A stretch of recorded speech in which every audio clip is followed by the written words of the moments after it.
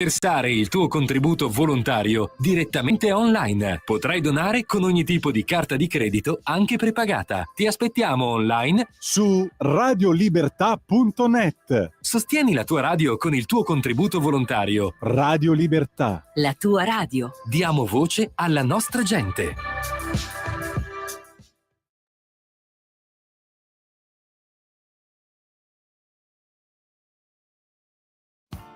Tutte le domeniche, dalle 8 alle 10, la rassegna stampa del giorno e alcuni dei fatti principali della settimana che si è appena conclusa, con ospiti e telefonate in diretta. La domenica mattina non perdere contatto con la realtà, su Radio Libertà, senza filtri né censure. We don't need no education.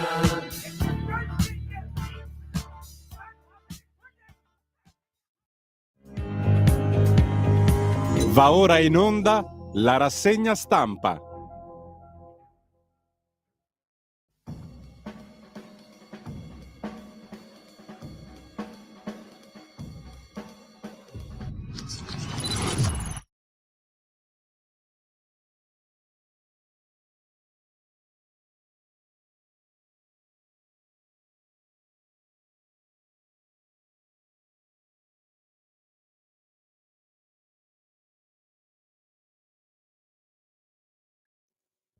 Radio Libertà, le trasmissioni tornano in diretta. Sabato diamo subito la linea a Giulio Cainarca.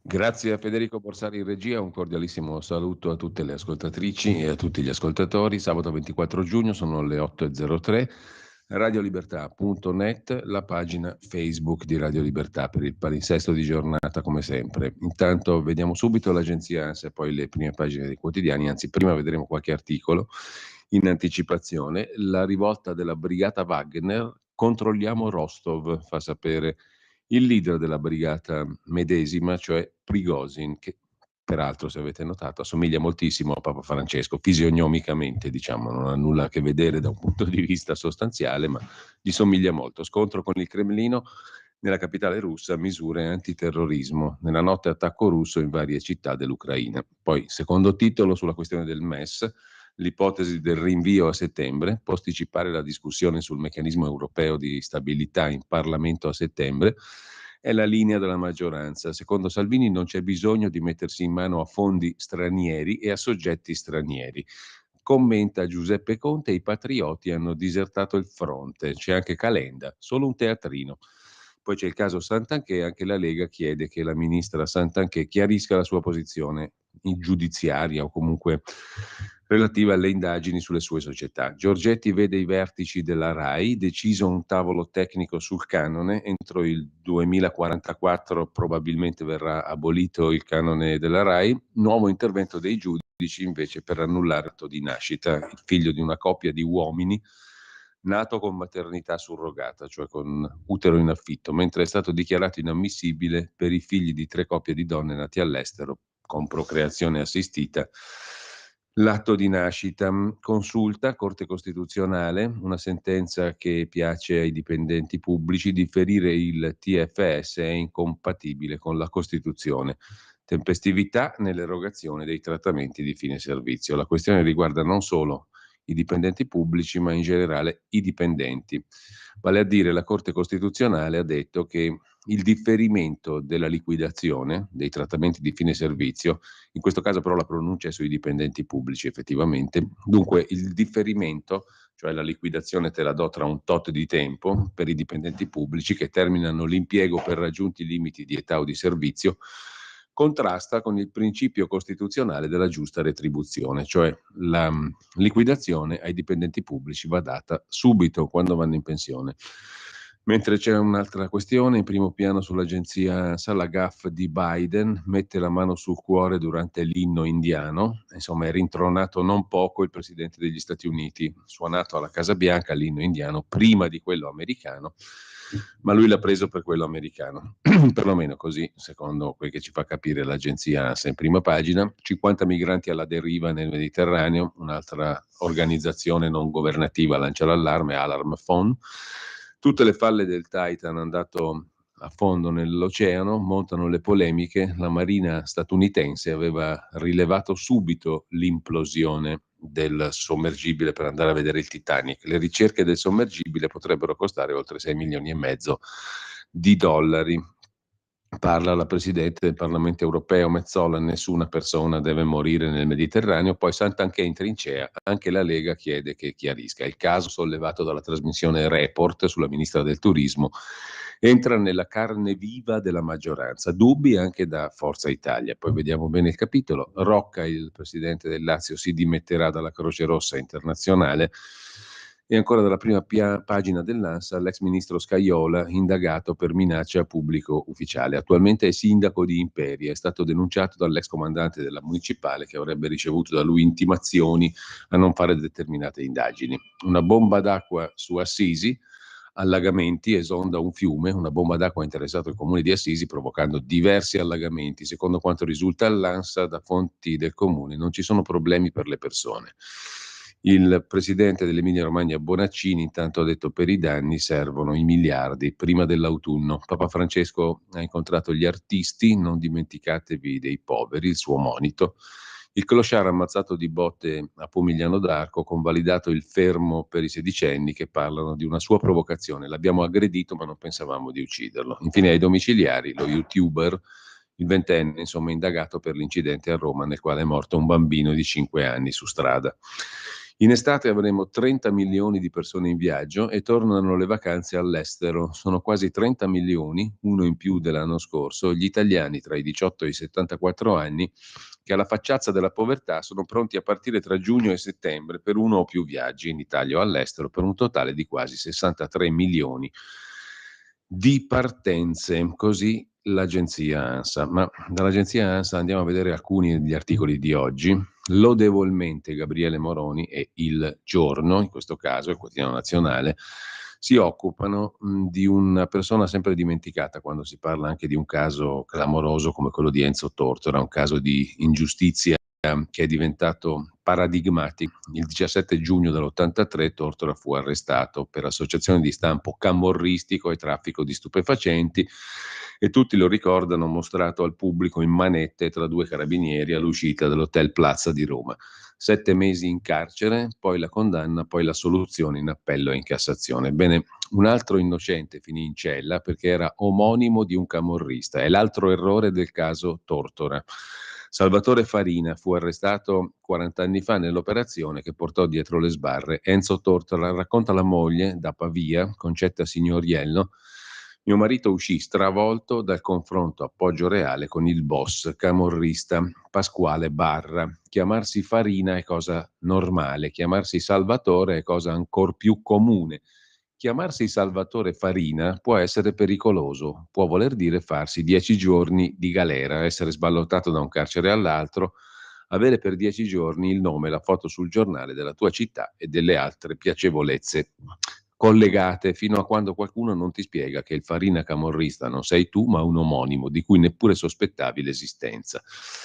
A 40 anni di distanza Salvatore Farina non è più qui per rievocare la sua discesa agli inferi. È morto nel maggio 2020. Racconta la storia di Salvatore Farina, per lui la moglie Concetta Signoriello, sul quotidiano nazionale Il Giorno, mentre su Libero c'è un'altra notizia, tra quelle meno battute oggi dai quotidiani. Fra poco ci mancheranno 2 milioni e mezzo di manovali, l'effetto della scuola inadeguata e della denatalità. Le aziende italiane faticano a coprire il 41% dei posti offerti. Scarseggiano molti tecnici e laureati in discipline scientifiche, ma scarseggiano anche i profili meno qualificati. Cioè abbiamo bisogno di 2 milioni e mezzo di muratori, manovali e affini. Mica male. Sulla questione del MES c'è da segnalare sul sussidiario.net un articolo del professor Giulio Sapelli, le relazioni pericolose che vogliono l'Italia in trappola. La crescita economica non è contemplata in Europa, la ratifica del MES anche da parte dell'Italia diventa un punto cruciale per i regimi ordoliberali, ma Meloni non la pensa come Giorgetti e resiste sul MES, scrive Sapelli. Tino Oldani sulla torre di controllo, pagina 11 di Italia Oggi, sullo stesso argomento MES mette insieme i pareri di 3 professori, Lombardi, Mangia e il commentatore Musso di Atlantico Quotidiano. Il pezzo è molto interessante, dopo l'autogol che la maggioranza di governo si è inflitta in Commissione Esteri.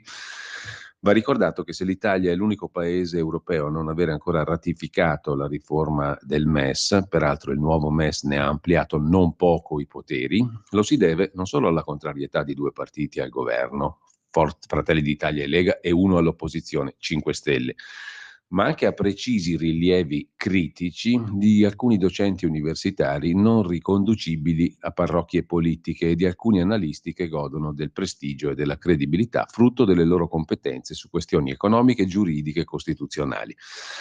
Tino Oldani oggi ci propone la sintesi di alcuni interventi di questi professori. Intervistato da ilsussidiario.net, Domenico Lombardi, economista, ex consulente del Fondo Monetario Internazionale, ha detto: rimane il fatto che il MES è un'istituzione da tempo inutilizzata e non certo perché l'Italia non l'ha ratificato, o meglio non ha ratificato la riforma del MES. Occorrerebbero riflessioni più articolate rispetto a quello che dovrebbe essere il futuro di questa istituzione.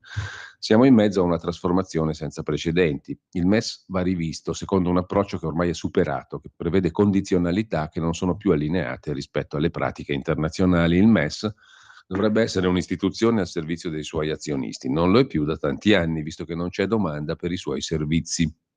Se si intavolasse una discussione sul futuro del MES, su come renderlo più proattivo per i suoi azionisti, il governo italiano non si tirerebbe indietro. Molto più drastico è il giudizio negativo del professor Alessandro Mangia, docente di diritto costituzionale alla Cattolica di Milano.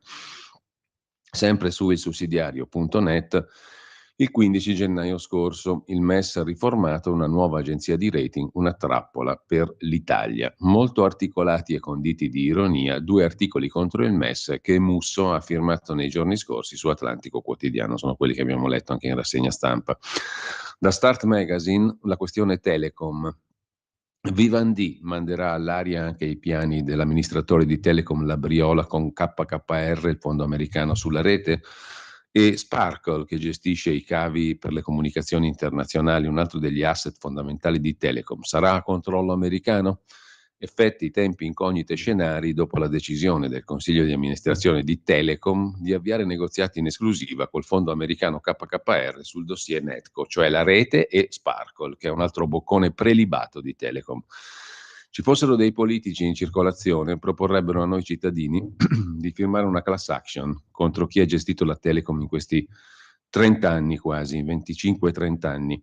Ne vedremmo delle belle. Voi scommettete che nessuno porrà tra i politicanti la questione Telecom, o se la porranno soltanto per dire cose ovvie e risapute.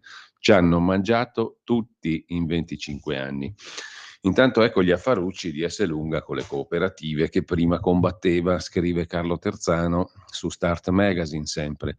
Il caso Esselunga, cooperative. Si è parlato molto ieri, quando è uscita la notizia, della parte Esselunga. Della parte cooperative, sindacati, CGIL in particolare, niente, zero.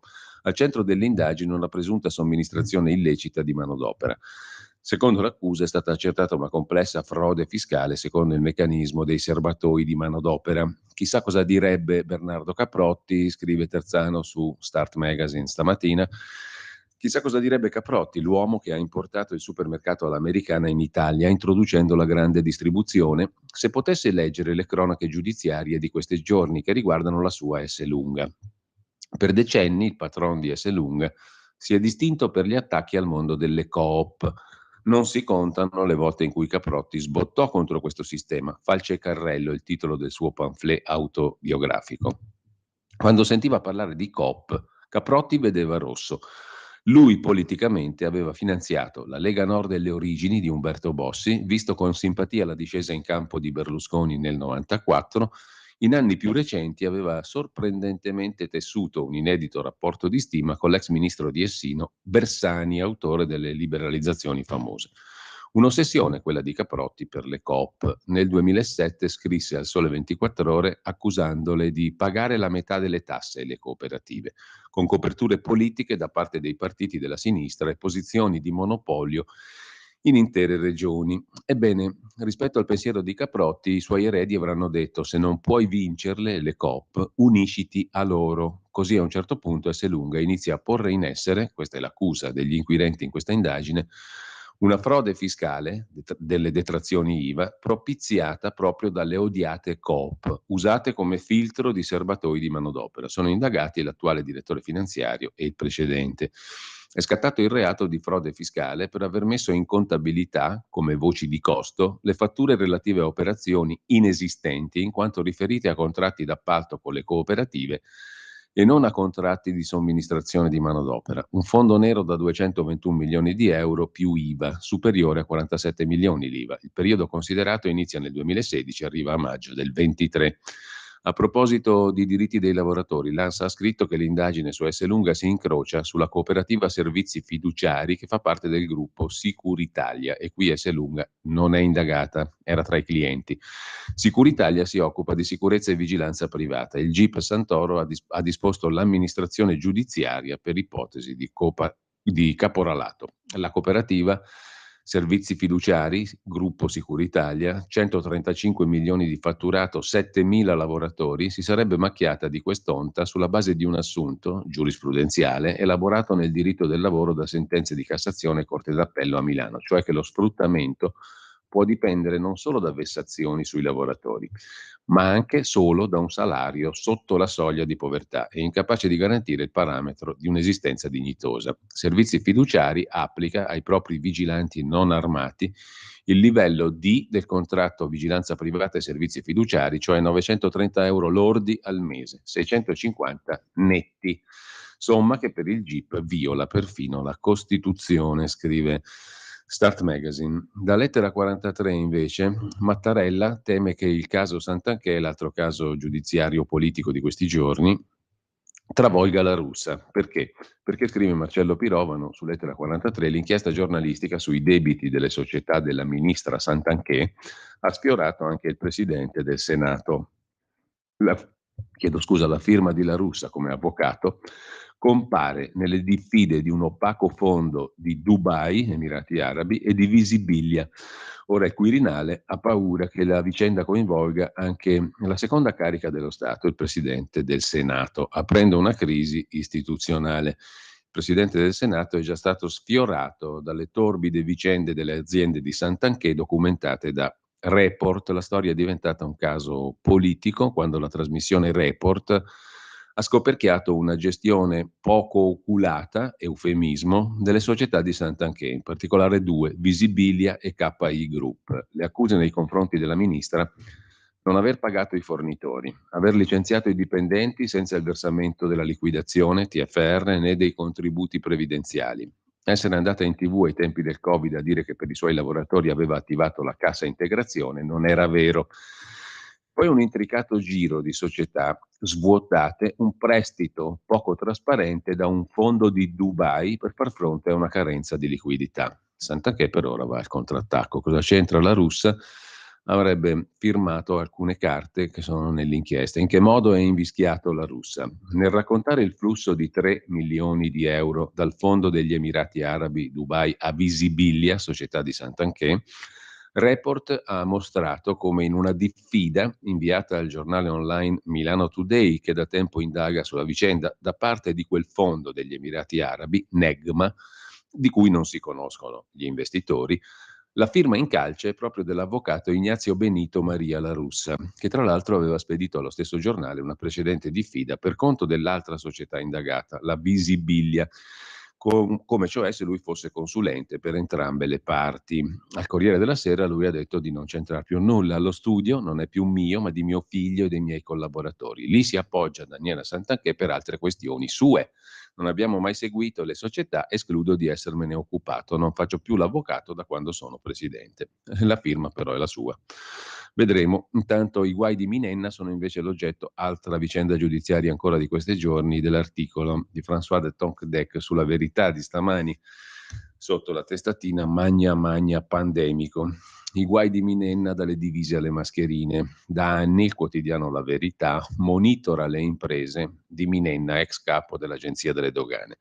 21 milioni per le uniformi, consulenze per la sua chirurga estetica e l'inchiesta per le mascherine. Torna il sospetto che il manager volesse controllare le indagini sul suo conto, scrive La Verità di oggi. Su Europa Today invece c'è una novità per le nostre tasche, se ne occupa Dario Prestigiacomo, le nuove eurotasse, che piacciono in parte anche all'Italia, dovrebbero garantire 19 miliardi all'anno in più per le casse dell'Unione Europea per far fronte alla guerra in Ucraina e alla crisi migranti. La proposta è quella della Commissione. Non chiamatele tasse ma meccanismi per coprire le enormi spese extra, compresa la guerra in Ucraina. Interessi dei prestiti del PNRR aumentati col rialzo dei tassi, i fondi per la lotta all'immigrazione clandestina, eccetera. Vedremo quando si materializzeranno queste nuove tasse. A proposito di tasse affini, il ministro Giorgetti ha incontrato i vertici RAI per la questione anche del canone, deciso un tavolo tecnico sul canone, scrive Prima Comunicazione. Insomma, il canone non verrà abolito per ora, ci vorranno un bel po' di anni, chi lo sa. Intanto su Atlantico Quotidiano Federico Punzi torna sulla questione di Biden e di suo figlio, al di sopra della legge, l'indagine su Hunter Biden sabotata dal Dipartimento di Giustizia americano. 5 milioni dalla Cina al figlio di Biden, pochi giorni dopo le minacce di Hunter Biden a un socio cinese. Sono qui con mio padre, paga o te ne pentirai. Le testimonianze di 2 informatori al congresso. Indagini rallentate, negati interrogatori e perquisizioni, nascosti agli investigatori il laptop, il computer di Hunter Biden, il figlio del presidente americano, e il rapporto di un informatore dell'FBI sullo schema corruttivo dei Biden. 5 milioni dalla Cina pochi giorni dopo le minacce del figlio di Biden a un socio d'affari cinese. Sono qui con mio padre, paga o te ne pentirai. E poi l'FBI sapeva che il laptop di Biden era autentico un anno prima di suggerire ai social di censurarlo in quanto disinformazione russa. Insomma, Biden è al di sopra della legge, il figlio. In Francia, invece, questo articolo assai interessante compare sulla Nuova Bussola Quotidiana, firma di Ruben Razzante. In Francia si vuol far spiare i giornalisti in tutta l'Unione Europea. Sulla libertà di stampa l'Unione Europea si divide. Scrive Razzante, la Commissione europea aveva proposto in settembre lo European Media Freedom Act per proteggere i giornalisti da ogni interferenza, ma la Francia propone di legalizzare i controlli sui giornalisti tramite software spia, spyware, per questioni di sicurezza nazionale. L'Italia è indecisa, una questione di cui si è parlato molto poco. L'Unione Europea è fragile tutte le volte in cui dovrebbe essere compatta, è accaduto su questioni fondamentali, ora si verifica la storia in materia di leggi sulla libertà d'espressione. Il che è molto preoccupante perché da quella libertà dipende il godimento di tanti altri diritti, scrive Razzante. Se i cittadini non sono liberi di manifestare il pensiero e non ricevono notizie complete e affidabili, rischiano di compiere scelte sbagliate. Un requisito affinché i cittadini siano informati correttamente è il segreto professionale delle fonti giornalistiche, lo dice l'articolo 10 della Convenzione europea dei diritti dell'uomo. È stato ribadito da molteplici sentenze della stessa Corte europea dei diritti dell'uomo. I giornalisti devono essere liberi di ricevere e scambiare informazioni senza limiti di frontiere, senza ingerenze di pubbliche autorità. Se altri poteri si ingeriscono nel lavoro di produzione delle notizie e pretendono di controllarne i flussi, si altera il funzionamento del sistema democratico. Il segreto professionale è essenziale ai giornalisti per garantire il diritto all'informazione, ma gli ultimi orientamenti dell'Unione Europea non sono così coerenti. È la Francia a premere per far spiare i giornalisti in tutta l'Europa. L'Italia come la mette? Una cosa curiosa, già che siamo sulla Nuova Bussola Quotidiana, un articolo di Gaetano Masciullo sul trionfo della mentalità massonica, dalla loggia alla società. La data di nascita della massoneria è fissata il 24 giugno del 1717, la ricorrenza di San Giovanni Battista, è uno dei tanti sovvertimenti di simboli ed espressioni cristiane, è l'indice di un più generale sovvertimento dei valori che ormai è penetrato a fondo nel sentire comune. La mentalità massonica è ormai di dominio comune. Mentre, già che siamo agli anticipi, vi anticipo un altro bell'articolo, un'intervista in realtà su Italia Oggi. In un'epoca in cui pare che tutto si faccia online, c'è ancora chi vende porta a porta, la vendita diretta. C'è il profeta del porta a porta intervistato oggi, si chiama Giovanni Paolino, 68enne, il profeta del surgelato che lui porta a casa degli italiani, senza conservanti e non avendo scadenza, è un surgelato antispreco. Oggi in Italia si consumano 16 kg di surgelati l'anno a testa. Paolino è un ex manager di Rizzoli Corriere della Sera Grandi Opere, è Chief Executive Officer di Eisman Italia, sede nel Veronese, leader nell'alimentare surgelato. Il fatturato è in crescita. Guida la riscossa contro l'online di 39 aziende della vendita diretta. Il principale problema del porta a porta è la difficoltà di reperire personale e collaboratori. Entro fine anno, dice il manager, spero di riuscire a reclutare 150 nuovi collaboratori. Ve lo ricordate il porta a porta? Antonino Danna invece, il nostro Antonino Danna, riflette su Italia Oggi sul caso di Rovigo. Sparano con la pistola a gomma nella testa di un insegnante. Come punizione ricevono un inequivocabile 9 in condotta, le nuove frontiere della permissività. Un favore indiscutibile agli impuniti cialtroni. Sarà un compito duro, molto duro, risollevare la scuola italiana dal baratro in cui è caduta, scrive Antonino Danna, partendo da questo caso degli 2 promossi, nonostante abbiano sparato alla professoressa a Rovigo. Ma andiamo a vedere anche un'altra notizia. Oggi, anzi domani, compie 80 anni Vittorio Feltri. Fabrizio Roncone ne raccoglie alcune opinioni sul Corriere della Sera, dove Feltri lavorò a lungo, collaboratore già dell'Eco di Bergamo, praticante alla notte. Nel 74 Feltri va al Corriere d'Informazione e poi al Corriere della Sera, inviato speciale dall'84 all'89. Ha diretto Bergamo Oggi, l'Europeo, l'Indipendente, il Giornale e il Borghese, quotidiano nazionale libero di cui è stato fondatore e attuale direttore editoriale. Il migliore, Montanelli. La Fallaci mi travolse e la libertà di un giornalista si misura dalla busta paga, dalla possibilità che hai di andare da un sarto e farti fare un buon abito su misura, dice tra le altre cose Vittorio Feltri.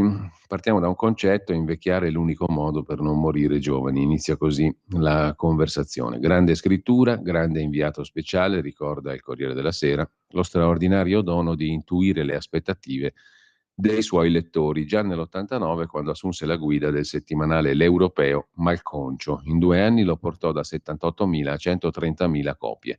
Da allora dirigere giornali è diventato il suo mestiere. Sto anche per tornare al giornale, dice Feltri. Sarà diretto da Alessandro Sallusti. A me hanno proposto di tenere l'omelia della domenica e di gestire una stanza tipo quella di Montanelli. Hai chiesto un aumento agli Angelucci, i nuovi proprietari? Chiede Roncone. No, risponde Feltri, ma ho preteso lo stesso stipendio, che è già molto alto. I soldi mi interessano, dice Vittorio Feltri. Montanelli è stato il numero 1. La Fallaci, intrattabile e geniale, mi travolse. Biagi, un po' tracagnotto, era una forza della natura. Ricordo Bocca, litigioso, e Pansa. Di Giampaolo Pansa mi piaceva molto lo stile. Tra i viventi Cazzullo, bravissimo, la De Gregorio, notevole. Travaglio, non condivido niente, ma mi piace come lo scrive. Ci sarebbe pure mio figlio Mattia, ma eviterei di citarlo per buon gusto. Mattia Feltri invece è intervistato da Alessandro Sallusti, proprio su Libero, che occupa le prime 3 pagine a insaputa, dice Sallusti di Vittorio Feltri, per augurare buon compleanno allo stesso Feltri, con una lunga intervista al figlio. Caro babbo, io finalmente ti ho capito, dice il figlio Mattia. Il primo ricordo allo stadio, le attenzioni. Vittorio raccontato dal figlio Mattia. Il carattere burbero, le liti, non ama i regali, ma uno glielo faccio per gli 80 anni, dice il figlio. Comunque la metti, come direbbe lui, a 80 anni è sempre meglio arrivarci che no. Tanti auguri e complimenti. Vittorio mi ha avuto nel 69, che aveva 26 anni, ricorda il figlio Mattia Feltri. Una volta, tanti anni fa, mi disse: mi stai sulle palle perché per tutta la vita avrai 26 anni meno di me. Oggi lui ne ha 80, io 54. Diciamo che fu una profezia azzeccata. Il primo ricordo insieme non so precisamente qual è, ma ho primi ricordi. In particolare la prima volta che mi portò allo stadio si giocava Atalanta-Torino. Sono le 8:30 e noi dobbiamo fermarci anche per ascoltare un po' di buona musica scelta dal nostro Federico Borsari in regia. In quanti ti promettono trasparenza, ma alla fine ti ritrovi sempre con la bocca chiusa e non puoi dire quello che pensi. Radio Libertà non ha filtri né censure, ascolta la gente e parla come la gente.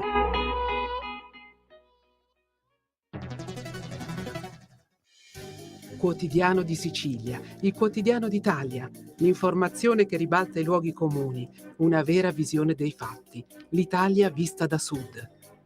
Ogni siciliano che vive in Italia e nel mondo è una risorsa, è protagonista della crescita della nostra nazione. Dai forza alla crescita della nostra isola, abbonandoti al QDS digitale più archivio a soli 99 euro annui. Quotidiano di Sicilia, il quotidiano d'Italia, una scelta di valore.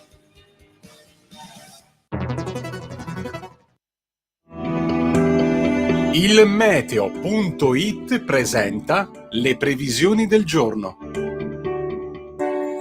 Lieve calo termico, specie al nord per il passaggio di un fronte perturbato, ma tempo di nuovo stabile quasi ovunque in questo inizio di weekend.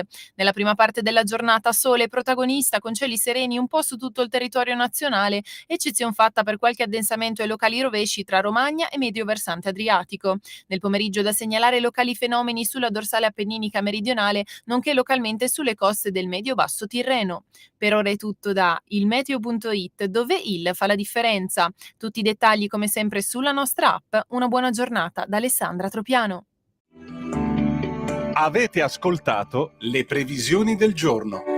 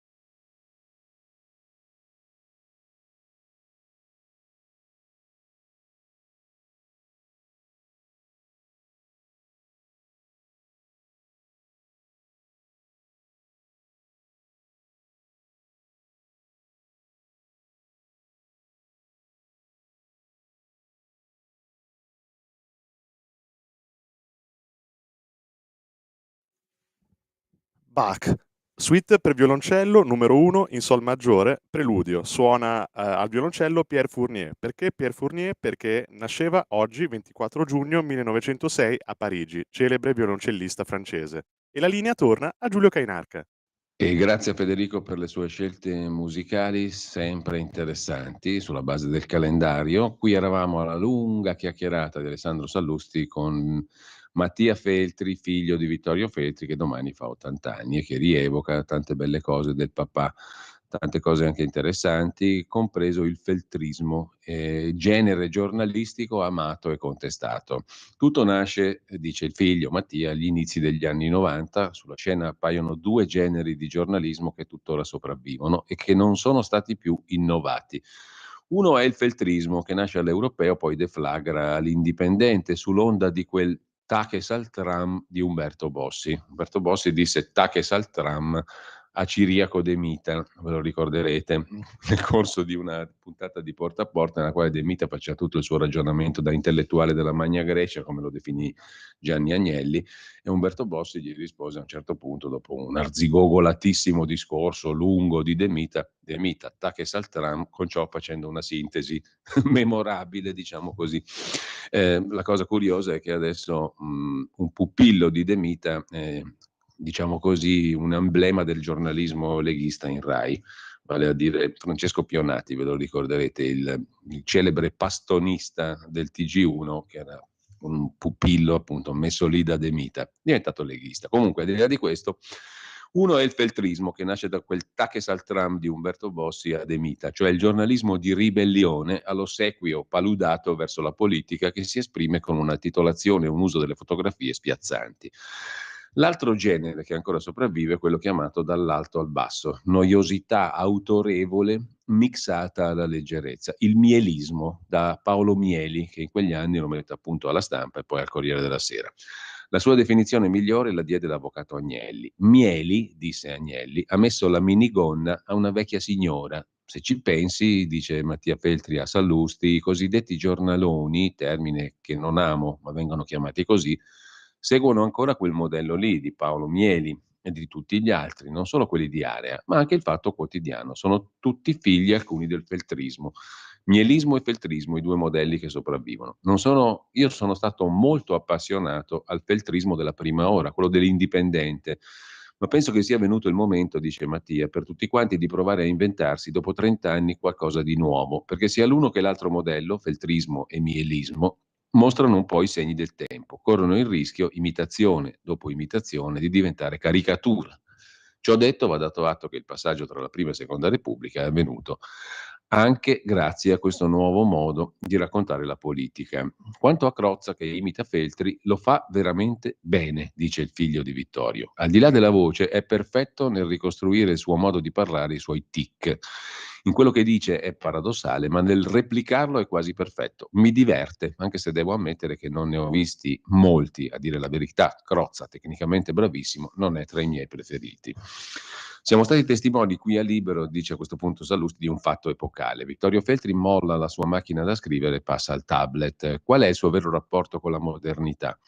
Le uscite, per esempio, sui gay, che non coincidono con il ritratto che ne sta dando suo figlio. Beh, ti racconto questa, dice Mattia Feltri. Quando avevo 6 anni, cioè nel periodo della mia vita in cui ero un po' malconcio, andai al mare per la prima volta, ci andai insieme a una coppia di carissimi amici dei genitori miei. Attenzione, parliamo di una coppia di omosessuali. Oggi sarebbe del tutto normale, nel 75 non lo era. Dappertutto, ma non in casa di Vittorio Feltri, uomo che, come dimostra questo aneddoto, non è mai stato né reazionario né conservatore. Mio padre, se non ha casini intorno, non è contento. Mi diverto a leggere quello che scrive ogni giorno su Twitter, cose a volte veramente pesanti, a volte scioccanti, ma sono stracerto che lui lo fa per il gusto di leggere sotto il suo post tutti quelli che lo insultano. Alcune delle cose che scrive sono inaccettabili, dice il figlio, ma è irrilevante quanto ci creda. Lui lo fa per osservare, divertito, la reazione di questa umanità social mediamente piccolina e spesso rimbambita. Quando esagera, qualcuno scrive anche a me e mi chiede di intervenire per fermarlo, il che dimostra la stupidità di chi pensa che io possa o debba interferire con quello che fa Vittorio Feltri. Le vere vittime di quello che scrive mio padre non sono i soggetti del tweet, sono quelli che ci cascano. C'è qualcosa di Vittorio Feltri che noi non conosciamo? Sì, risponde il figlio Mattia, e per questo motivo non te lo posso dire. Lui ha una vita privata che non rende nota e non lo fa perché non vuole che sia nota. Questo credo che gli faccia onore. C'è una terza generazione di Feltri giornalisti, non lo so, eccetera. Per gli 80 anni che regalo gli farai, allergico ai regali, ma stavolta glielo faccio, finisce qui. 2 pagine libero per dire 80 anni, Vittorio Feltri, auguri. Intanto è l'estate delle zanzare, attenzione, questa estate sarà pienissima di zanzare, la presenza di insetti sarà triplicata, ci racconta la Stampa di Torino, a causa di piogge e caldo. L'allarme dell'ECDC, avremo più infezioni e mortalità in aumento, tanto per cambiare. Intanto la richiesta del sindaco Sala al ministro Salvini, Milano diventi un'area test per regolare i tir. Il sindaco e la delibera sull'obbligo di sensori anti-angolo cieco. Negli ultimi 8 mesi 5 vittime. Dinamica sempre uguale, il camionista intento a svoltare travolge il ciclista. Il sindaco Sala chiede che Milano diventi un'area test per regolare i tir. A questo punto andiamo a vedere le prime pagine dei quotidiani di oggi, ma proprio velocemente, e poi gli articoli principali. Avvenire, quotidiano cattolico, apre con priorità alluvione in attesa del commissario, e poi Papa Francesco che incoraggia gli artisti, la bellezza, siate voce critica, cattolici e cuore della democrazia, il documento della settimana sociale dei cattolici 2024. Il Corriere della Sera, chiedo scusa, lo vediamo subito, il Corriere mette in apertura la maggioranza in tensione, Lega e Forza Italia sul caso Santanchè, divisioni anche sulle nomine e sul MES, inchiesta per falso in bilancio sulla ministra del turismo, e lei dice: se lo chiedono vado in aula a spiegare tutto. E ancora dal primo piano l'altra inchiesta, quella su Minenna, ex capo dell'Agenzia delle Dogane, rapporti, favori, la rete di Minenna. Così cercava la riconferma. A Milano, figli di due madri, il sì dei giudici, stop al doppio papà, un bambino nato all'estero con maternità surrogata, cioè comprato da due padri che avevano chiesto di riconoscerlo come proprio figlio. Il Tribunale Civile di Milano dice no, ritenendo ammissibile l'annullamento proposto dalla Procura. E dagli stessi giudici il sì a 3 coppie di mamme con un figlio da fecondazione. Un gran casino, insomma, nel mercato delle vite.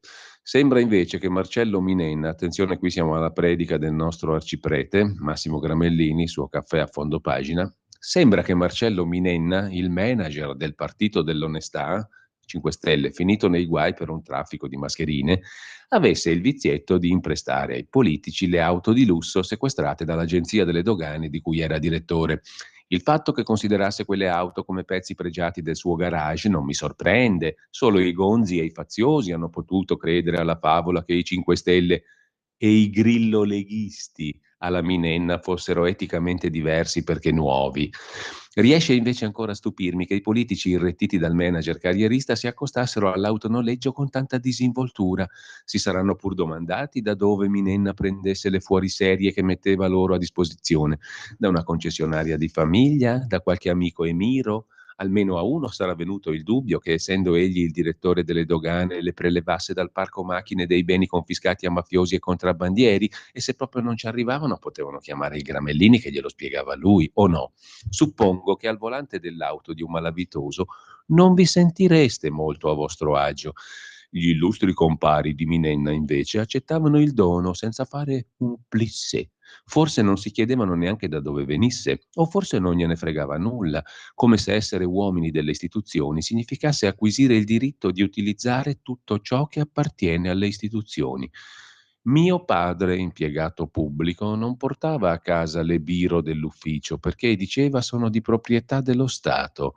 Oggi verrebbe rinchiuso in una casa di cura, scrive il nostro arciprete, che intanto ci fa sapere che lui viene da un'educazione ottima, perfetta, da un papà onesto, quindi è onesto anche lui, molto più onesto di quelli del partito dell'onestà, i grillo-leghisti, alla Minenna.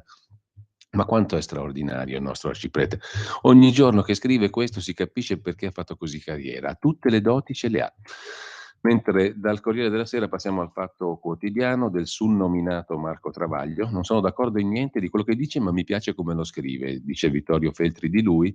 Tenderei a sottoscrivere personalmente dopo 25 anni di letture varie. Comunque un super test in guai a Santanchè e la Russa. Attenzione, c'è la gabola contro i due, la Russa e Santanchè. Open to visibilia, l'indagine per falso in bilancio, Lega e Forza Italia chiedono chiarire in aula, alla Camera, in Parlamento, dottoressa Santanchè, ministra del turismo. I documenti di accusa, il manager in cassa integrazione lavorava nello staff di Ignazio, stipendiato dal Senato. Viva la patria! La patria si serve anche con 4 stipendi.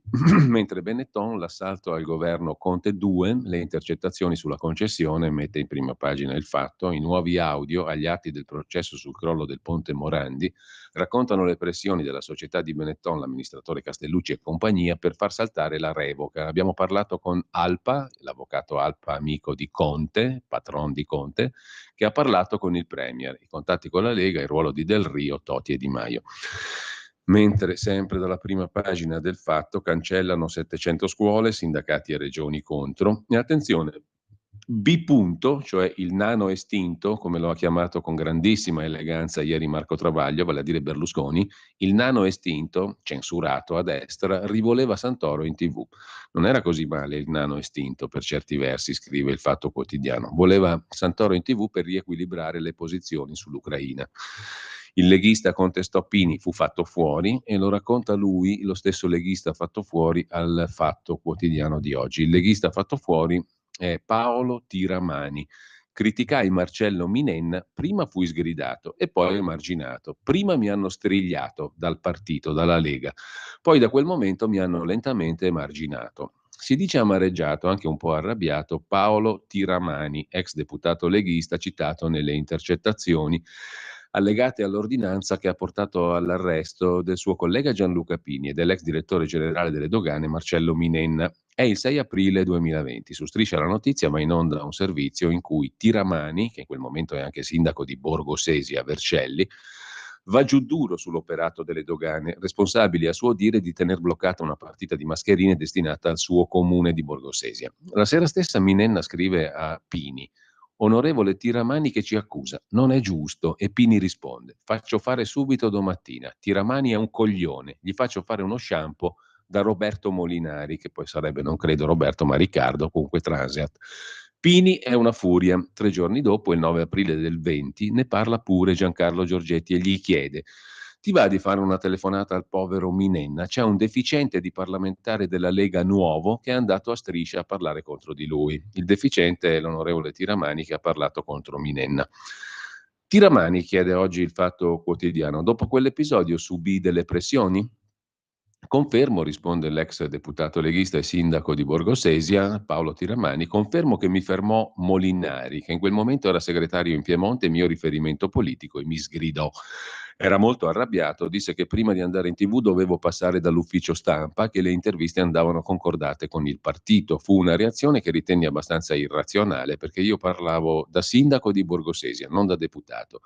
Minenna mi contattò, ma a dispetto di quanto emerge dalle intercettazioni dell'epoca, fu molto gentile. Se prima del servizio su Striscia l'Agenzia per le Dogane non voleva sbloccare la situazione, dopo aver parlato con Minenna si andò a risolvere il problema e le mascherine arrivarono. Giorgetti non era uno che aveva abitudine di parlare coi piccoli deputati come me.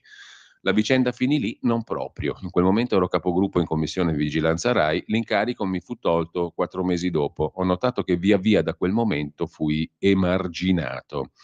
La partita di mascherine che Tiramani aspettava non riguardava quelle di Pini, no, quella fu una partita legata a un regalo di Loro Piana che comprò a sue spese 100.000 mascherine per tutta la Valsesia e dunque anche per il comune di cui ero sindaco.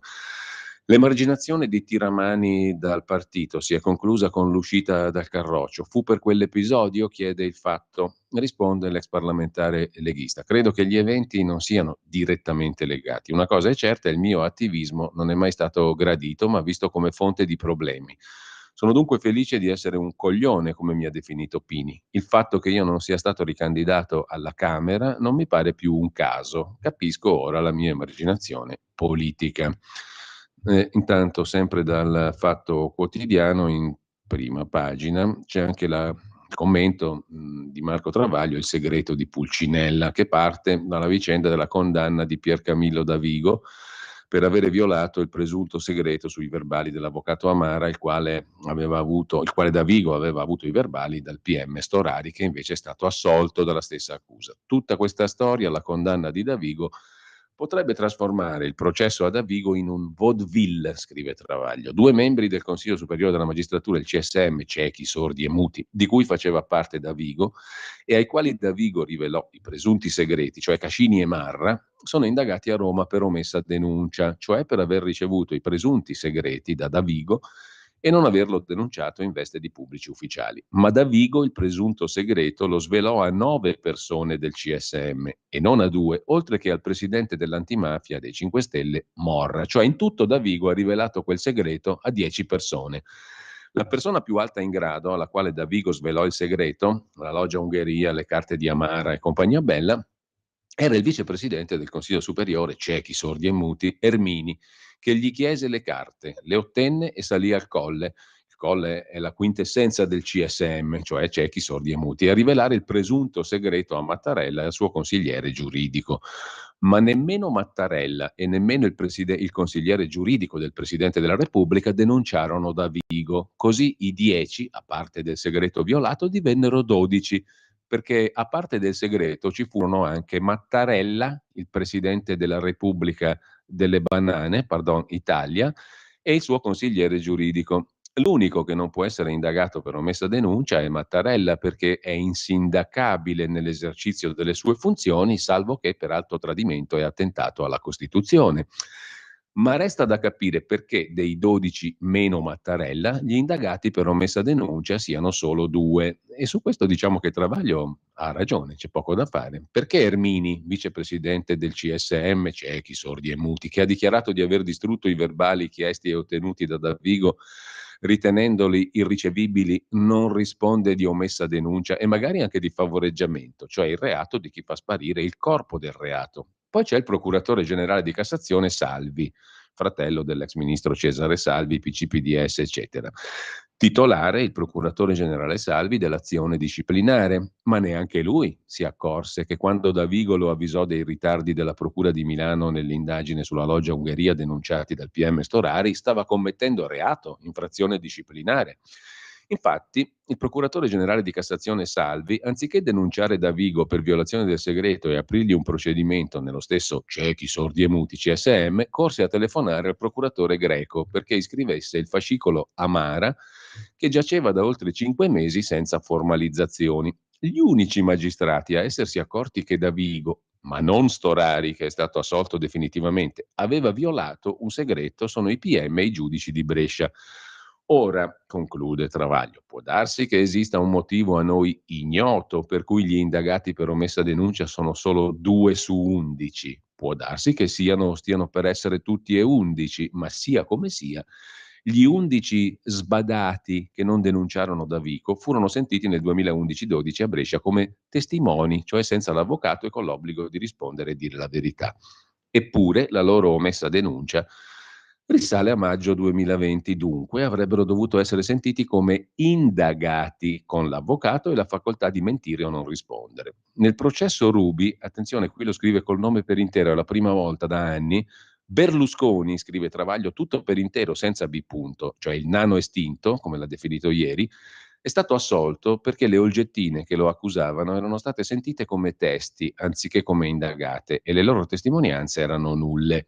La giustizia è uguale per tutti o solo per la buonanima? Insomma, Berlusconi è stato assolto nel processo Ruby perché le ragazze che lo accusavano erano state sentite come testimoni, non come indagate, quindi le loro testimonianze erano nulle.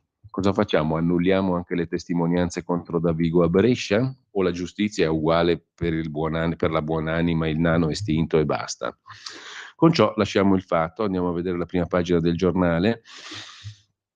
Titolo a tutta pagina: chiude il mercato dei bimbi, intervengono i giudici, il Tribunale di Milano annulla l'atto di nascita del figlio di 2 padri concepito con l'utero in affitto perché è reato, per le madri è diverso, il mondo gay si spacca, le pagine 2 e 3 il giornale approfondisce questa cosa. Polemica in Francia su Macron che brucia perfino i libri, per scoprire cosa significa dobbiamo andare a pagina 15 del giornale. Macron vieta la Bibbia degli ecoterroristi, il libro intitolato Come far saltare un oleodotto, sciolta l'associazione che promuoveva questo libro. Il presidente è criticato, ma l'autore prende le distanze dal movimento. Noi siamo in disaccordo su molti punti. La censura pericolosa che arriva dall'Eliseo, la censura, la libertà di espressione, eccetera, eccetera, tutte queste bellissime cose. Sul MES dubbi pure da Tajani, alta tensione Lega Meloni, scrive il giornale ancora in prima pagina. La liquidazione degli statali è una bomba da 14 milioni, la Corte Costituzionale ha detto che le liquidazioni agli statali bisogna darle subito, appena vanno in pensione, il TFS, trattamento di fine servizio. Per la consulta è incostituzionale darlo in differita. Per i conti pubblici sarebbe una bella legnata da 14 miliardi di euro. Mentre dal giornale passiamo al Giorno, Nazione, Resto del Carlino, il quotidiano nazionale apre sul sistema Minenna, le auto ai politici, e poi il Mattino di Napoli si occupa di una questione in prima pagina che ci riporta indietro nel tempo. La questione è tragica, ma sembra relativa a un'Italia rurale scomparsa da decenni. Shock ad Agerola, muore a 12 anni sbalzato dal mulo nella fattoria di famiglia. Il ragazzino sognava di fare il pastore, è stato disarcionato improvvisamente dal mulo che conosceva bene e cavalcava spesso. Giovanni Cavaliere, ironia della sorte a questo cognome, ad appena 12 anni ha perso la vita ieri ad Agerola. È rimasto incastrato con un piede nelle briglie dell'animale da Soma, che imbizzarrito lo ha trascinato per decine di metri verso la stalla, calpestandolo nella sua fuga. Così il Mattino di Napoli in prima pagina. Il Tempo di Roma mette in apertura invece la sinistra aggrappata a Landini, ultima spiaggia della sinistra, ormai è lui il vero leader. Oggi PD e 5 Stelle al corteo della CGIL. In piazza contro mala sanità e precariato, frutto delle loro politiche. Sfila anche D'Amato, l'ex assessore di Zingaretti, che ha tagliato i posti letto. Invece a Roma Termini, pista ciclabile a peso d'oro, oltre €500.000 per 750 metri. Il sindaco Gualtieri. La vignetta di Osho raffigura Salvini che dice al sindaco di Roma: costa più sta pista ciclabile che il ponte sullo stretto. Agli statali liquidazione immediata, la consulta boccia il pagamento posticipato della buonuscita e Ornella Muti attacca il cinema italiano. È poco originale, ha detto la signora Muti. Lasciamo il Tempo, andiamo a Repubblica. Repubblica ci pesta dentro nelle vicende della ministra Santanchè, oltre la legge, e il caso Minenna, così distribuiva alla politica le supercar confiscate dalla Guardia di Finanza. Feeling a sorpresa tra Elly Schlein e i giovani della Confindustria che dicono no alla flat tax, applausi ai giovani di Confindustria, e poi il sosia di Papa Francesco, cioè Yevgeny Prigozhin, accusato di insurrezione armata. È il capo della brigata Wagner che minaccia: uccideremo i generali di Putin. Nuovo naufragio, 40 dispersi, partiti da Sfax in Tunisia, gli aspiranti profughi. Mentre la Verità apre, prima della Verità andiamo a vedere la consorella per parentela di Loggia della Repubblica, La Stampa di Torino. Aiuti statali alla Santanchè. Il PD chiede a Giorgia Meloni di rispondere su 2.700.000 euro di fondi della Covid incassati dalle imprenditrici di Fratelli d'Italia, attuale ministra Santanchè. Anche la Lega attacca sulle inchieste, divisioni sul MES e le carte di Minenna, le auto di lusso a parlamentari influenti.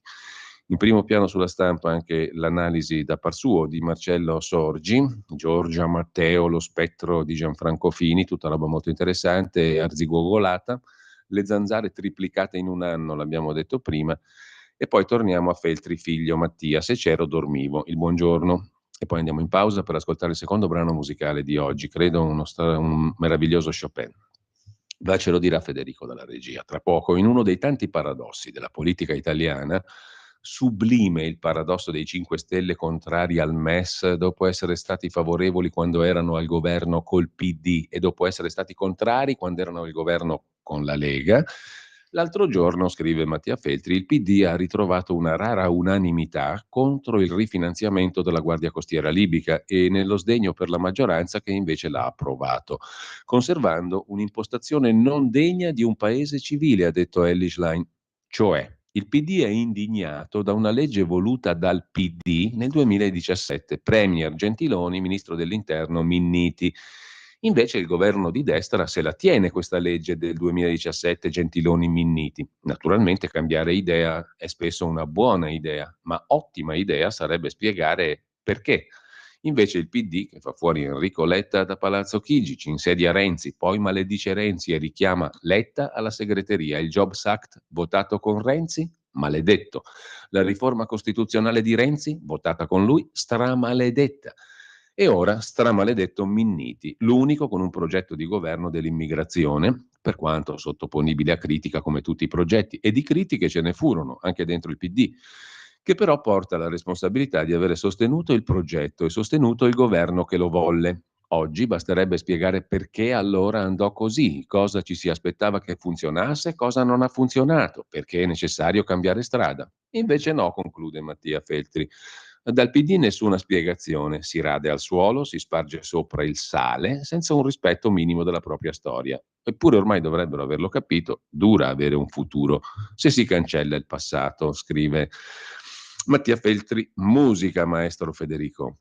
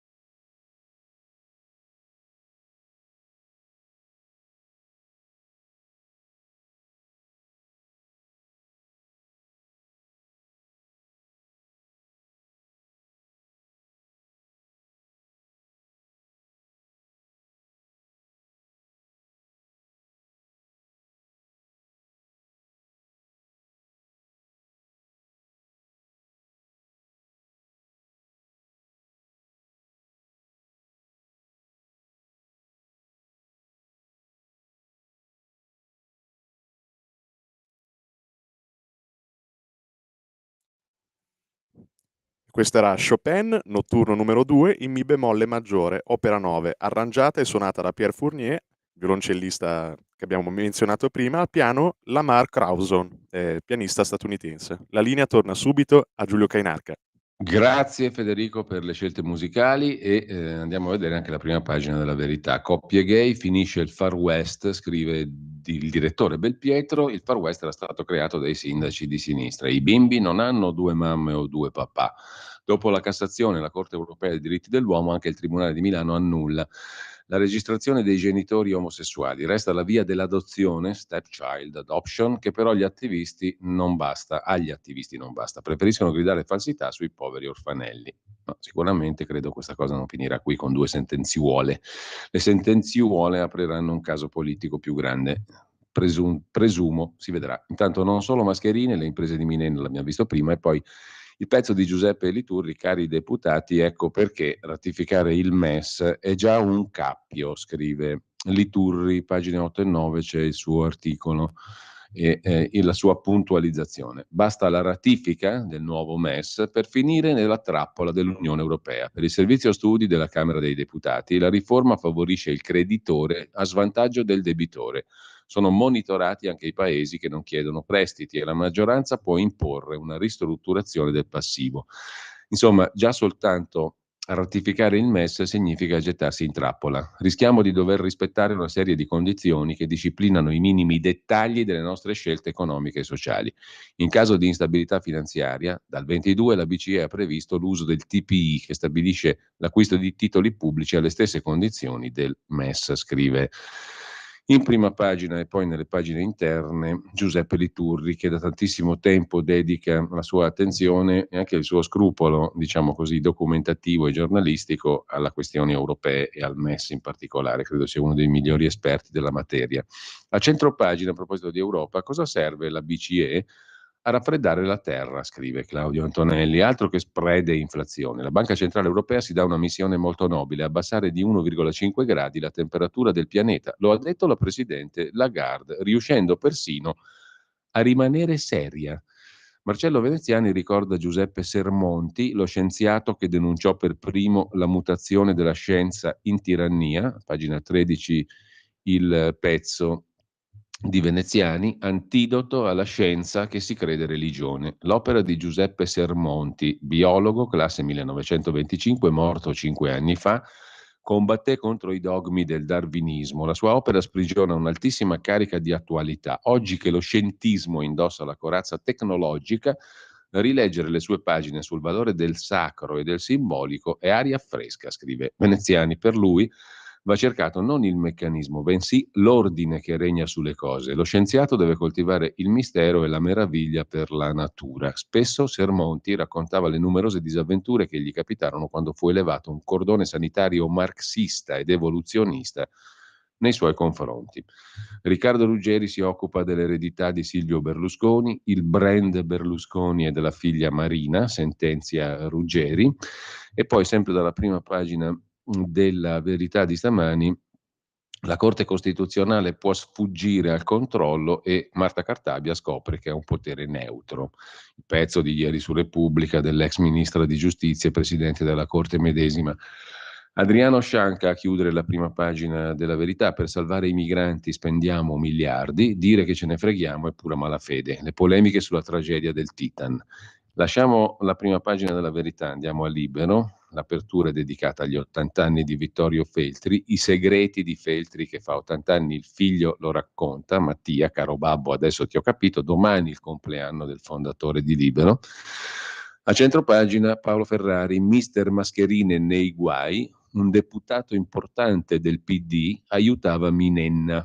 Bravo avvocato è chi conosce il giudice più che le leggi. Seguendo il celebre aforisma, Luciano D'Alfonso, attuale deputato del PD e nella scorsa legislatura potente, scrive Paolo Ferrari in prima pagina, ci arriviamo un attimo, potente presidente della Commissione Finanze al Senato, l'avvocato D'Alfonso del PD, prodigava consigli, profondeva, diciamo così, consigli di questo tipo a Marcello Minenna, direttore dell'Agenzia delle Dogane, arrestato giovedì. Minenna nei guai, uno del PD lo aiutava. Le telefonate di mister Mascherine, cioè Minenna, con l'onorevole del PD D'Alfonso, che gli spiegava come evitare problemi con i magistrati. Scegliti un avvocato non di seconda mano, sembra la zecca Garbugli del Manzoni che stiamo leggendo integralmente, come da home page del nostro sito. Andate a vedervelo, scaricatevelo, godetevelo quest'estate. La lettura manzoniana là sotto l'ombrellone o passeggiando per i monti meravigliosi della nostra dorsale appenninica o alpina, vi ascoltate il Manzoni in versione integrale, capitolo per capitolo. È un feuilleton fantastico. Comunque, scegliti un avvocato non di seconda mano, diceva la zecca Garbugli del PD a Minenna, che vada a prendere i caffè nei luoghi, non te lo devo dire io, lo sai tu dove sono i luoghi dove si prendono i caffè, perché in Italia c'è una parte che si chiama procedimento. Come l'avvocato appunto a zecca Garbugli che dice a Renzo, il cliente deve parlare chiaro con l'avvocato, siamo noi poi che ingarbugliamo le cose. Tu devi lavorare sul procedimento che è la fase iniziale. È quando l'ovulo incontra lo spermatozoo, è la metafora meravigliosa, squisita dell'avvocato del PD, l'onorevole D'Alfonso, che parlava con Minenna. È quando l'ovulo incontra lo spermatozoo, non quando c'è il feto. E nella fase del procedimento servono i colloqui nei palazzi alti, diceva l'avvocato Azzecca Garbugli del PD a Minenna. Io ti faccio degli assist incredibili quando si discuterà l'interrogazione su di te al Senato. Io farò un lavoro che nessuno sa fare come me. Nessuno, dice l'onorevole D'Alfonso, il quale sarà stato sicuro di non essere intercettato. È anche avvocato, oltre che onorevole. Questo è una volpe.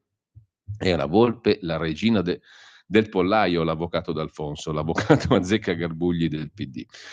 Ma lasciamo libero con il pirla della settimana. È Oliviero Toscani, secondo Giovanni Sallusti. La sua frase, Silvio morto, per fortuna, ha detto l'ottimo Oliviero Toscani. Cosa c'è ancora di interessante? In prima pagina su Libero, un giudice che smonta le tesi dei sindaci sulle coppie gay e poi il pezzo di Vittorio Feltri.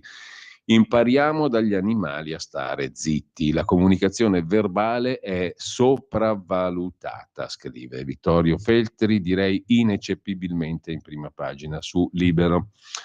Bisogna imparare dagli animali a stare zitti. Parla anche dei suoi gatti amatissimi, Vittorio Feltri, in questo bellissimo articolo in prima pagina su Libero. Vi consiglio la lettura. Noi abbiamo poco tempo, non possiamo farlo, però molto bello. Intanto, chiedo scusa per lo scatarramento in diretta, intanto il Quotidiano di Sicilia apre la sua prima pagina con una bella fila di ombrelloni, le concessioni balneari, il caos a Capodanno. Il 31 dicembre scadono le licenze delle nostre stupende spiagge italiche. La proroga del governo fino al 2024 è inefficace per Unione Europea e Consiglio di Stato, secondo i quali regioni e comuni dovranno disapplicare le norme nazionali in contrasto col diritto europeo. Nessuna certezza sulla mappatura, scrive il Quotidiano di Sicilia, che poi mette in prima pagina un sondaggio YouGov. 7 anni dopo il referendum sulla Brexit, il 58,2% dei britannici tornerebbe nell'Unione Europea.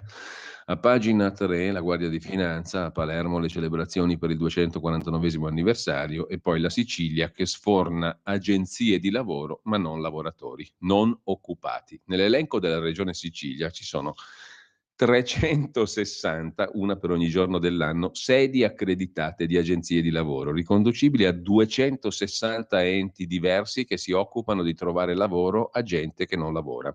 Si allarga la rete di strutture, ma la distanza tra domanda e offerta resta siderale, scrive il Quotidiano di Sicilia. Italia Oggi apre con le partite IVA al setaccio dell'INPS. Inviti bonari dell'INPS sono in arrivo a partite IVA professionisti senza cassa e altri lavoratori parasubordinati. Da lunedì l'INPS invierà tramite MyINPS una richiesta di regolarizzazione della loro iscrizione alla gestione separata. La comunicazione sarà replicata entro il 30 giugno per posta elettronica. Non è una richiesta di pagamento di contributi, ma non farlo potrà ritorcersi contro le stesse partite IVA, gli stessi lavoratori. Viva l'Italia! Diritto rovescio, il corsivo di prima pagina di Pierluigi Magnaschi si occupa dell'esame di maturità, da molti anni diventato ridicolo. Ma la pubblica amministrazione, scrive il direttore, non essendo per definizione dotata di buon senso, anziché abolire l'esame di maturità continua a farlo svolgere. Teoricamente questo esame dovrebbe sottoporre a un controllo statale con docenti esterni la preparazione degli studenti dell'ultimo anno delle superiori, ma siccome l'esame di Stato si conclude con una promozione di massa, cosa che non avverrebbe certo se anziché esserci l'esame di Stato si facessero scrutini tradizionali con professori interni, l'esame di Stato non svolge neanche la funzione di controllo sulla serietà finale delle varie scuole superiori. Esso quindi è solo una complessa, inutile sovrastruttura, costa un sacco di soldi allo Stato, provoca una mobilitazione superflua di studenti e famiglie. Se si ponesse il quesito alla famosa massaia cinquantenne di Voghera, la risposta sarebbe certa: aboliamo l'esame di Stato, costa un sacco, serve a nulla. Direi ineccepibile. Mentre il manifesto, il quotidiano comunista, apre con due questioni: le piazze a Roma per la sanità e per i salari, e poi la fiamma del peccato, vale a dire Daniela Santanchè. Anche gli alleati mollano la ministra Santanchè travolta dalle accuse di Report sulla mala gestione delle sue aziende. Lega e Forza Italia la chiamano in Parlamento. Deve spiegare tutti contro tutti nella maggioranza. Sul Sole 24 Ore il PNRR è fermo al 2% sulla banda ultralarga. Italia a 1 giga era il programma principale PNRR per velocizzare le connessioni internet in banda larga. Siamo in ritardo clamoroso. Siamo all'1,8% di numeri civici connessi a fronte dell'obiettivo del 15% per fine giugno. Non solo, la chiusura del vecchio piano di copertura delle aree bianche, quelle a fallimento di mercato, slitta al terzo trimestre del 24. Il sottosegretario Butti dice: la nuova strategia da 4 miliardi in 3 anni ci farà recuperare su permessi e fornitori. Auguri. Intanto per la Ferragni, nuovi soci, entra la società di gestione del risparmio AVM con un pool di famiglie. La ragazza è molto sveglia sotto il profilo imprenditoriale, che ne dicano quelli col nasino all'insù. TFR dei dipendenti della pubblica amministrazione, alta alle attese, ma solo per le uscite di vecchiaia. Attenzione, non per tutti. Intanto l'Andreas Version sul Foglio, carina. Hai riletto Hegel. Hegel proprio tutto. Hai ristudiato mezzo Smith, scorto Leopardi insieme alla donzella, la quale, essendo lui Valvassore, probabile che gliel'abbia data. Hai allontanato da te Tex Willer e Diabolic, ti giri i pollici, non sai che fare. Accendi il televisore, capiti su un programma che nemmeno conosci. Vedi un certo Giletti gesticolare nell'aria, concionare sul niente.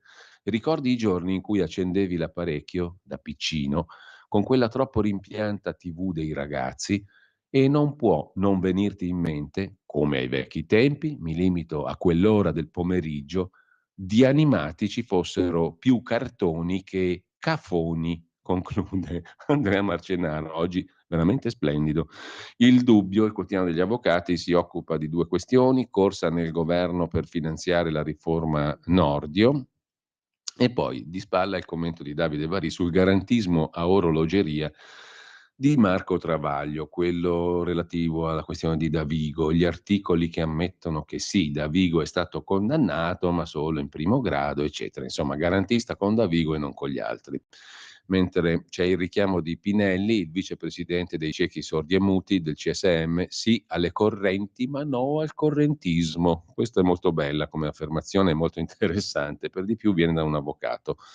Intanto lasciamo con questo anche le prime pagine, andiamo a dare un'occhiata adesso, ma veramente rapida a sto punto, ad alcuni degli articoli principali di oggi. Partiamo da Avvenire, dove vi segnalo, faccio rapido, la Grecia si vota, Mitsotakis ci prova un mese dopo, con la nuova legge vuole prendersi tutto. Il premio di maggioranza è introdotto dopo il voto del 21 maggio, che non aveva dato i numeri per governare al partito di Mitsotakis, domani dovrebbe offrire al premier conservatore 50 seggi in più, probabile che rivinca. Intanto a Milano città esplode la rabbia dei ciclisti, scrive Avvenire, traffico bloccato in piazzale Loreto dopo la morte della donna schiacciata con la sua bici da una betoniera. Sul Corriere della Sera invece è la pagina dedicata alle accuse di falso in bilancio per la ministra Santanchè. Le nuove carte del perito della procura, ci racconta il cronista giudiziario super procuratore Luigi Ferrarella, dicono che i conti sono inattendibili dal 2016. Questa qui taroccava i conti dal 2016. La presentazione di bilanci inattendibili dal 2016, se è accorto nessuno, ha ritardato l'emersione di un dissesto patrimoniale significativo in capo alla società Visibilia Editrice al 30 giugno 22.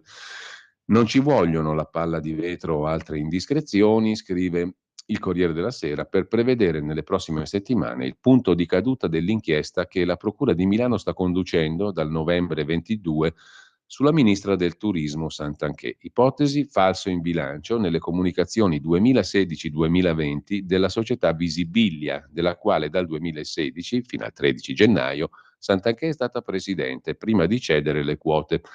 Basta leggere le considerazioni appena depositate di Nicola Pecchiari, docente della Bocconi, in risposta all'incarico di consulenza affidatogli dalla Procura. Timori a Palazzo Chigi e la ministra dice: se lo chiedono sono pronta a spiegare in aula. E sempre dal Corriere della Sera c'è da segnalare l'intervista a Carlo Lucarelli, scrittore che ricorda un mito, Luciano Lutring, il cosiddetto solista del Mitra, uno dei celeberrimi rapinatori della Milano che fu, un grande bandito e gentiluomo, lo ricorda anche Lucarelli, che è voce narrante in un podcast dedicato al mitico gangster. Era un criminale, ma con un suo codice d'onore poi simpaticissimo. Edoardo Montolli lo ha intervistato diverse volte in maniera straordinaria, Luciano Lutring. Per quanto riguarda invece il Minenna, c'è una paginata anche sul Corriere della Sera, la rete di Minenna, i favori ai politici, le macchine di lusso, le forniture sbloccate, l'ex leghista della vecchia Lega, quella bossiana, Pini, eccetera, eccetera. Il ministro Brunetta che dice è una prassi, è l'auto della scorta, quella dei mezzi confiscati è una prassi consolidata. Quindi il Gramellini ha pestato, come si suol dire, un escremento molto grande oggi in prima pagina sul Corriere della Sera, parlando con sdegno da casalinga di Voghera appunto delle macchine date ai potenti. Era una prassi, cioè mi sembra anche giusto, tu sequestri delle auto, l'agenzia delle dogane sequestra delle auto, le usano gli uomini di Stato, così non costa niente, no? Sono già sequestrate. Era una prassi, ma vedrete che si sgonfierà molto questa inchiesta su Minenna a naso, a occhio e croce. Un ritratto di Minenna compare a pagina 9 del Corriere della Sera, ex ufficiale della Marina, collezionista di onorificenze, amante delle divise. Alle dogane ha speso 21 milioni per le uniformi ai dipendenti e si è fatto la palestra in ufficio. Cos'è un reato? Mentre sulla Corriere della Sera c'è anche una pagina dedicata al fantastico mondo della scuola italiana. Verifiche sul 9 in condotta dopo i pallini alla professoressa Rovigo, promossi i ragazzi che spararono alla prof, scatta l'ispezione ministeriale. Il ministro Valditara punta a norme più severe, ma c'è anche l'intervista nella stessa pagina del Corriere della Sera alla professoressa milanese accoltellata. Famiglie spesso assenti, non siamo noi insegnanti a poter risolvere tutto. E poi una cosa agghiacciante, dai genitori di quel ragazzo lì che mi ha accoltellato, niente scuse. Incredibile. Reciso il nervo ulnare o un danno permanente a un'arteria, servono 7 mesi di riabilitazione. E i genitori dell'accoltellatore manco se sono fatti sentire. Fantastico. Nel frattempo, pagina economica del Corriere della Sera, Campari, un nome, un mito per Milano e per il mondo, la saga Campari ha un nuovo capitolo. Un accordo da 50 milioni di euro fra i 3 fratelli Garavoglia. I primi 2 controllano il 54% della multinazionale, titolare di uno dei marchi italiani più famosi al mondo. La terza dei fratelli, Maddalena, fece causa nel 2000 agli altri. Mentre c'è una cosa bellissima, non pensavo neanche che esistesse una roba così bella, il complesso quattrocentesco, il convento di San Bernardino a Ivrea, insieme a Casa Olivetti, diventerà un bene del FAI, Fondo per l'Ambiente Italiano. A Ivrea il complesso del 400 è stato donato al FAI dagli eredi della famiglia del mitico Olivetti e dalla Telecom. Nel convento degli Olivetti, 2 anni di lavori per aprire al pubblico un sito da 40.000 metri quadrati complessivamente il convento. Dentro c'è un ciclo di affreschi nella chiesa di San Bernardino, l'affresco di Giovanni Martino Spanzotti, che a vederlo così è una meraviglia. A Ivrea. Mentre il Fatto Quotidiano dedica 2 paginate alla Santanchè, la pitonessa che è finita nei guai, truccati i conti della sua società Visibilia, c'è un super testimone che inguaia lei e il camerata, il camerata La Russa. C'è un super testimone nella vicenda di Visibilia, un top manager che per anni ha lavorato nel gruppo editoriale e pubblicitario della Santanchè, disastrato, che fino a pochi mesi fa era gestito dalla ministra Santanchè, Visibilia. Una fonte privilegiata, questo super testimone, che conosce bene le vicende delle aziende della Santanchè. Il super teste ha fatto causa di lavoro contro l'azienda al giudice di Roma. Nelle vicende si innesta il ruolo di Ignazio La Russa, mentore politico della Santanchè e poi avvocato, coinvolto nelle vicende del gruppo della Santanchè.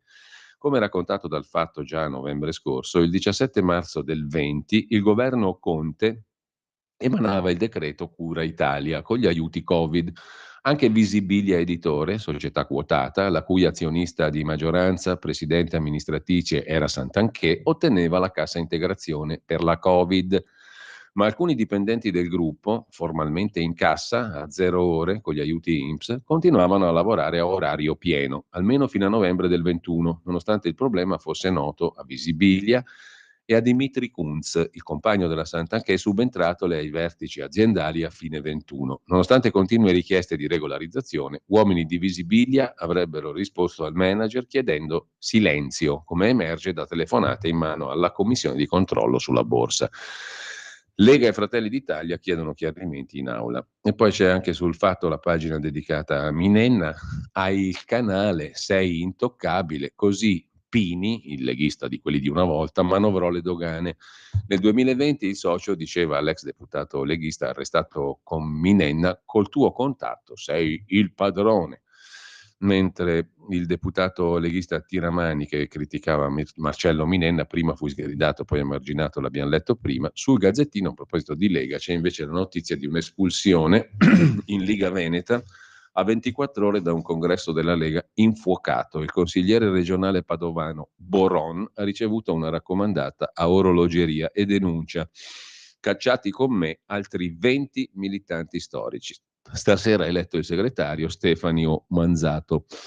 Sul giornale, il giornale batte forte sulla vicenda Minenna da 2 giorni a questa parte. C'è un primo articolo di Lodovica Bullian, Minenna e i traffici col leghista Pini.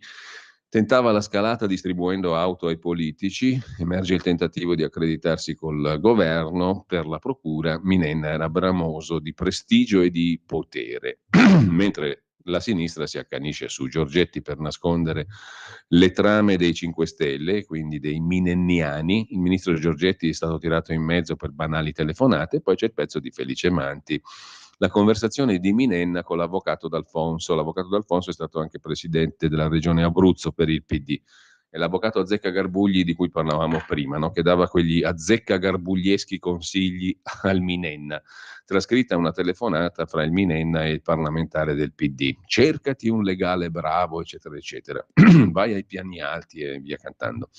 Comunque, andiamo velocissimi perché sono già le 9:26.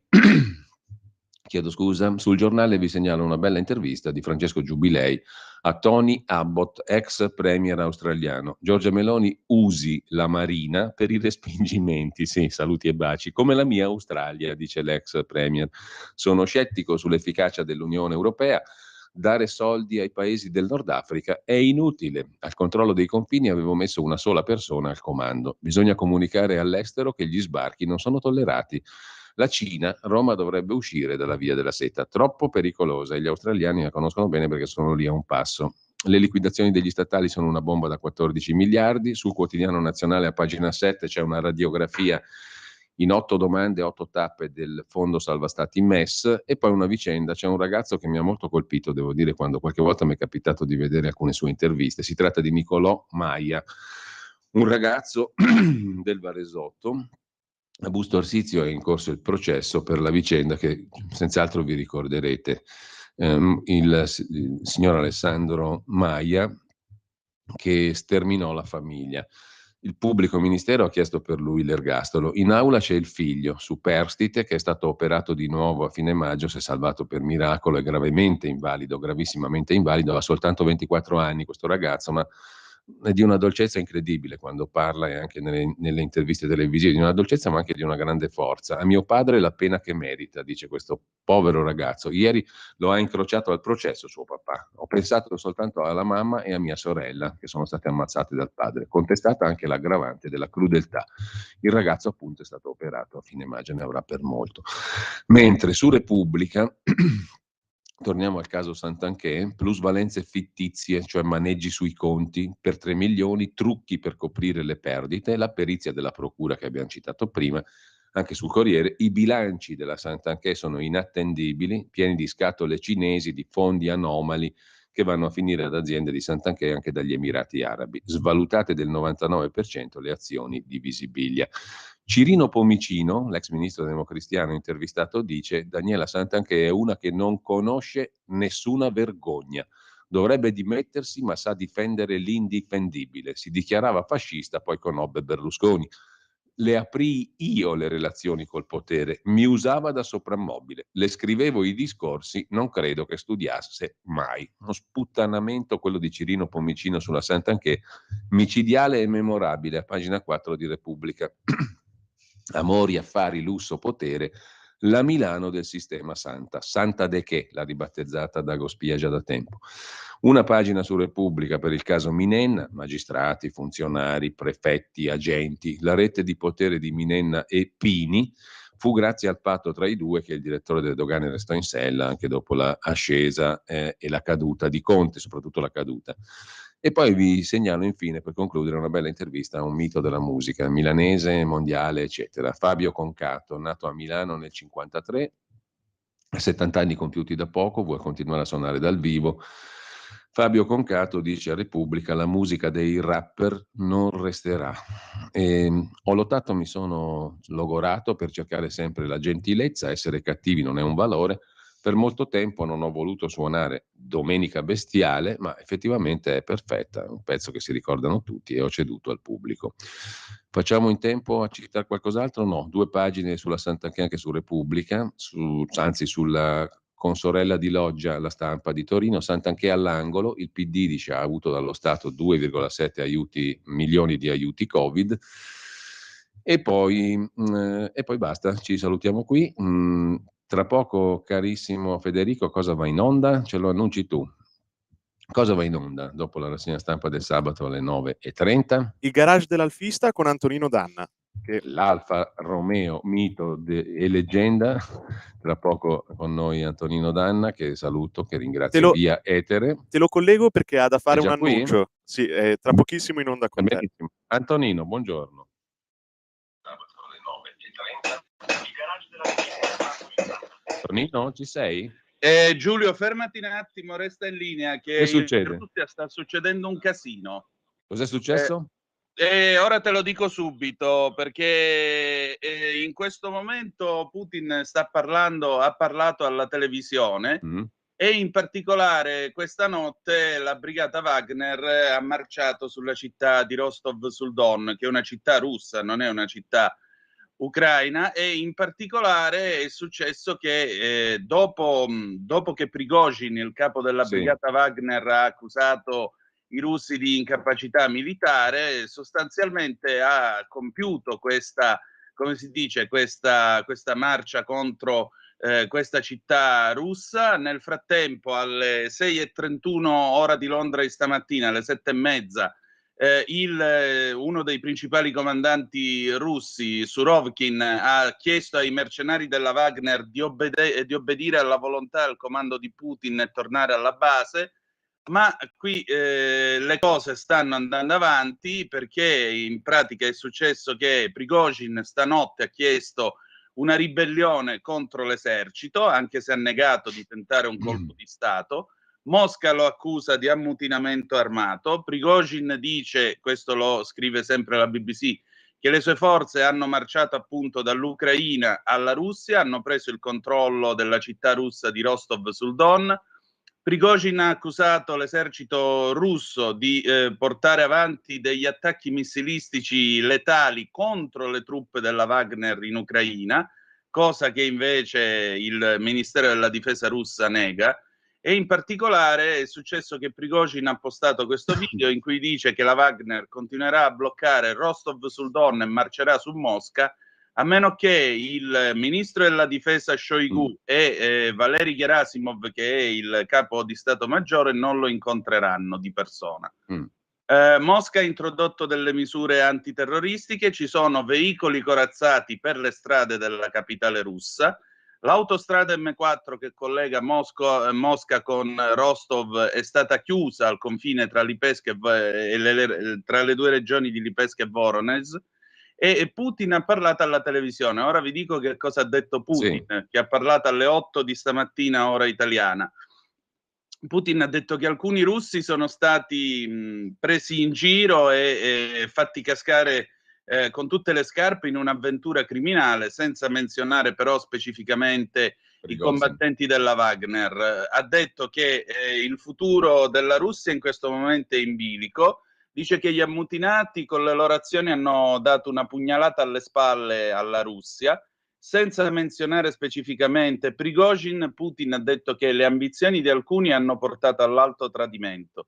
Ha anche aggiunto che ci saranno punizioni inevitabili per quelli che dividono la società russa, e dice che in questo momento è in vigore una legge antiterrorismo nella capitale Mosca e in alcune altre regioni. Dice anche che sono stati dati gli ordini necessari per la gestione di questa crisi. Io mi impegno a difendere la Russia, ha detto sempre Putin, e questa è stata la fine del suo breve discorso televisivo. Non ha menzionato Prigozhin nemmeno una volta, dice sempre la BBC.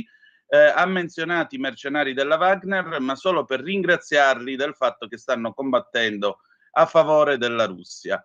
In questo momento, anzi alle 8:26 ora di Roma, quindi circa un'ora fa, c'è stato anche un raid della polizia russa negli uffici della Wagner a San Pietroburgo, e in particolare questi 2 autobus addirittura con la polizia in assetto antisommossa e Guardia Nazionale sono arrivati nell'edificio, sono entrati appunto all'interno dell'edificio e hanno cominciato a perquisire, a occupare questo palazzo di San Pietroburgo. Per adesso non ci sono altri aggiornamenti. Comunque ti chiedo scusa, ma credo che valesse il tuo tempo. Sì. Adesso scopriremo che Prigozhin è al soldo della NATO e di Biden. Sì, o che c'è un tentativo di colpo di Stato in atto. Insomma, con tutto il rispetto, ma tentativo di colpo di Stato mi sembra un po' improbabile. Una brigata che fa un colpo di Stato a un paese come la Russia mi sembra altamente improbabile. Però certo, il fatto che questi abbiano preso una città e minaccino di marciare su Mosca dopo che in fondo sono stati loro il nervo ben pagato e coccolato dell'azione di Putin, lascia pensare. Che dici?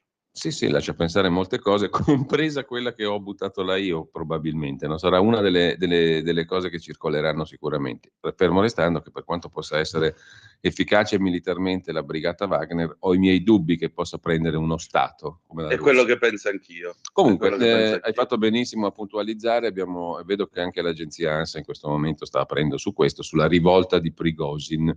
Colpo di Stato, dicono gli 007 russi. Grazie Antonino, tu di che cosa parli stamattina? E oggi è il compleanno dell'Alfa Romeo, 113 anni. E domani quello di Feltri. Esatto, vedi che tutto si tiene. Abbiamo Giorgio Langella, storico collaudatore dell'Alfa Romeo. Mitico, e Alex Cereda, quindi Langella tra l'altro ha un paio di proprio domani 113 anni fa. Oggi, non domani. Oggi, domani Feltri, scusami, mi sono incasinato. Sì. Ti lascio subito la linea, grazie Antonino Danna e buon sabato a tutti. Grazie. Monsignor Aspreno Monopoli, altro che l'arciprete del Corriere della Sera. Avete ascoltato